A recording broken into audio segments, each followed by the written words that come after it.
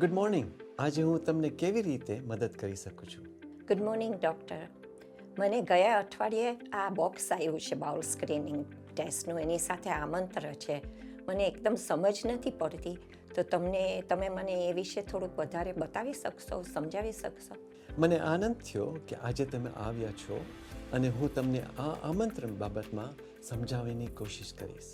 Bowl કેન્સરની screening test એ stool એટલે કે પૂમાં એકદમ ઝીણા ટપકા લોહી શોધવા માટેનો ટેસ્ટ છે, જે કેન્સરનું વહેલું નિશાની છે. એનો મતલબ કે જ્યારે બાઉલ કેન્સર અર્લી સ્ટેજ પર હોય, જ્યાં કોઈ સિમ્પટમ્સ યાની કે સાઇન ના હોય, ત્યારે જાણવા માટે આવે છે. અને આ વહેલું સ્ટેજમાં કાંઈનું કાંઈ કરી શકે છે. કોકવાર બાઉલ સેલ્સ ખૂબ ઝપટથી વળે છે અને એક ગુમડ બને, કહેવાય બાઉલ પોલિપ, અને આમાંથી લોહી પણ નીકળી શકે છે. પોલિપ્સ એ કેન્સર નથી, પરંતુ સમય જતાં એ કેન્સરમાં ડેવલપ થઈ શકે. પોલિપ્સ શોધવાનો અર્થ એ છે કે તેઓને કાઢી નાખે અને બાઉલ કેન્સરને અટકાવી શકે છે. ઓકે, મને ખ્યાલ આવ્યો, પણ હવે તમે મને વધુ થોડુંક આ બાઉલ કેન્સર વિશે સમજાવી શકો? હા, ચોક્કસ. તે એક સૌથી કોમન કેન્સર છે, જે દર વર્ષ 40,000થી વધારે લોકોના ડાયગ્નોસિસ થાય છે અને આના કારણે 15,000નું મૃત્યુ પામે છે. મોટા ભાગના તો 50 વર્ષના લોકોમાં છે, પરંતુ 50 વર્ષથી ઓછાના નવા ડાયગ્નોસિસ થાય છે આજકાલ. ઓહ, આ તો ગંભીર છે. હા, સાચી વાત. પરંતુ બાઉલ કેન્સરનું ટ્રીટમેન્ટ અને તેનું ક્યોર કરી શકે છે, ખાસ કરીને જ્યારે વહેલું ડાયગ્નોસિસ કરવામાં આવે છે. જો ફર્સ્ટ સ્ટેજ પર ડાયગ્નોસિસ થયું હોય, તો લગભગ દરેક જણ બાઉલ કેન્સરથી બચી જાય છે. જો જેમ જેમ સ્પ્રેડ થાય, તેમ તેમ આમાંથી બચવાનો ચાન્સ ઓછો થાય. અર્લી ડાયગ્નોસિસથી જીવને બચાવી શકે છે. તેથી રેગ્યુલર સ્ક્રીનિંગ તપાસથી તમને બાઉલ કેન્સર થવાનો અને તેનાથી મૃત્યુના જોખમ ઘટે છે. આ સ્ક્રીનિંગ માટે કોણ પાત્ર છે? જે 54 યા તો 54થી 74 વર્ષના હોય, તે લોકોને ઓફર કરવામાં આવે છે. કેટલી વાર સ્ક્રીનિંગ કરવામાં આવે છે? દર 2 વર્ષે. ટેસ્ટ કેવી રીતે કામ કરે છે?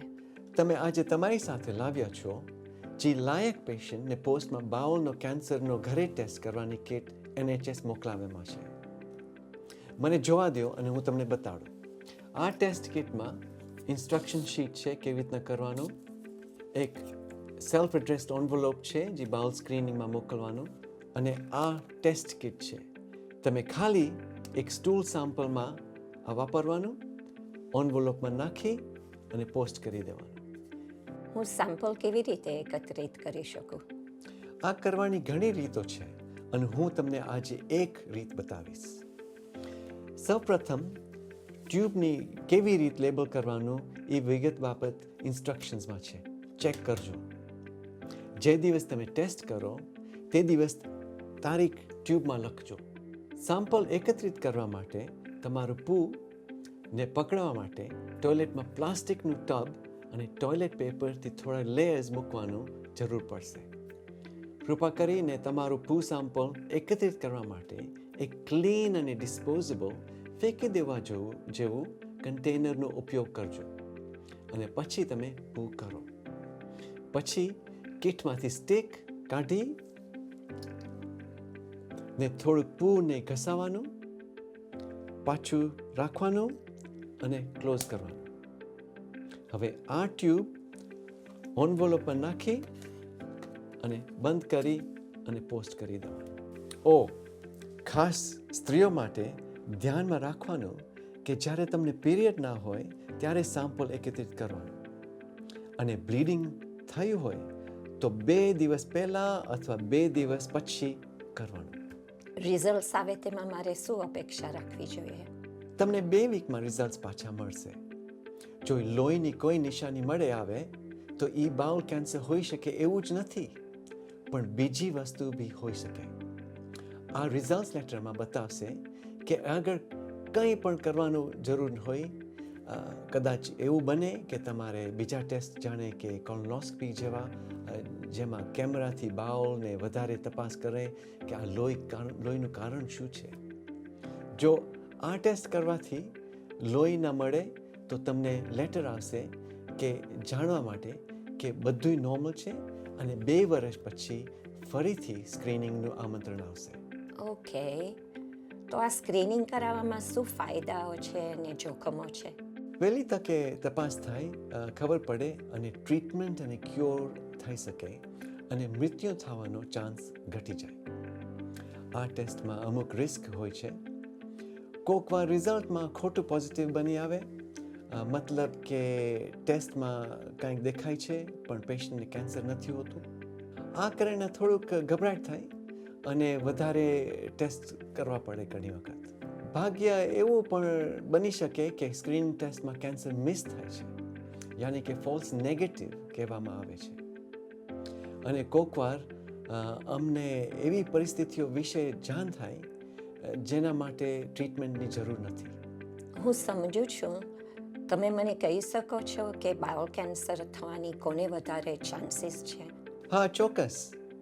તે એક સૌથી કોમન કેન્સર છે જે દર વર્ષ 40,000થી વધારે લોકોને ડાયગ્નોસિસ થાય અને એના કારણ 15,000નું મૃત્યુ પામે છે. મોટા ભાગના 50 વર્ષના લોકમાં છે, પરંતુ 50 વર્ષથી ઓછાનામાં નવા કેસીસ મળે છે. તમને બાઉલ કેન્સર થવાની સંભાવના વધારે હોય જો તમારી ઉંમર 50 વર્ષથી વધારે છે, તમે સ્મોક કરો છો, તમારું વજન વધારે છે, નજીકના સંબંધને બાઉલ કેન્સર છે, તમને બાઉલની બીમારીનો રોગ છે જેમાં ક્રોન્સ ડિઝીઝ યા તો અલ્સર કોલાઇટિસ, તમારા બાઉલમાં નાની ગ્રોથ છે જેને બાઉલ પોલિપ્સ કહેવામાં આવે છે, અને તમને કંઈક જેનેટિક બીમારી છે. શાના જેવું? જો તમને લિન્ચ સિન્ડ્રોમ અથવા ફેમિલિયલ એડિનોમટોસિસ પોલિપોસિસ હોય જેથી બાઉલ કેન્સરનો રિસ્ક વધે છે તો તમને દર 2 વર્ષે કોલોનોસ્કોપી માટે બોલાવશે. ઓહ, આ તો જાણવા જેવું છે. હું એકવાર આ ટેસ્ટ કરાવું પછી મારે ભવિષ્યમાં આ ટેસ્ટ કરાવવાની જરૂર છે ખરી? ના, NHS GP સાથે નોંધાયેલા લાયક લોકોને ઓટોમેટિકલી હોમ ટેસ્ટ કિટ મોકલે છે. ફક્ત ચેક કરો કે તમારું up to date address GP પ્રેક્ટિસમાં છે. પણ જો તમે 75થી વધારે ઉંમર હોય તો તમે આ કિટ મગાવી શકો. દર 2 વર્ષે તમે ફ્રી બાઉલ સ્ક્રીનિંગ હેલ્પલાઇન 0800 707 6060 પર કોલ કરી શકો અને એ તમને કિટ મોકલાવશે. આ હેલ્પલાઇન ટેસ્ટ કેવી રીતે કરવાનો એ સલાહ આપે છે. અથવા તમને શ્યોર ન હોય કે તમારે ટેસ્ટ કરવાનો કે નહીં, દાખલા તરીકે તમારે સર્જરી કરી હોય યા તો સ્ટોમા બેગ હોય, એના ઉપર તમને સલાહ આપશે. થેન્ક યુ ડૉક્ટર કે તમે મને આ સમજાવ્યું. થોડા દિવસમાં હું આ ટેસ્ટ કરી દઈશ ને ઘરે ગઈને મારા હસબન્ડને બી થોડોક આગ્રહ કરીશ કે એ બી કરાવે, કારણ કે આ કરાવવાની મને લાગે છે એને જરૂર છે. મને ખુશી છે કે હું મદદ કરી શક્યો છું. યાદ રાખો કે સ્ક્રીનિંગ જીવન બચાવે છે, કારણ કે વહેલી તકે ડાયગ્નોસિસ થાય છે એટલે લગભગ દરેક જણને અર્લી સ્ટેજ પર ડાયગ્નોસિસ થયું હોય તે બાઉલ કેન્સરથી બચી જાય છે.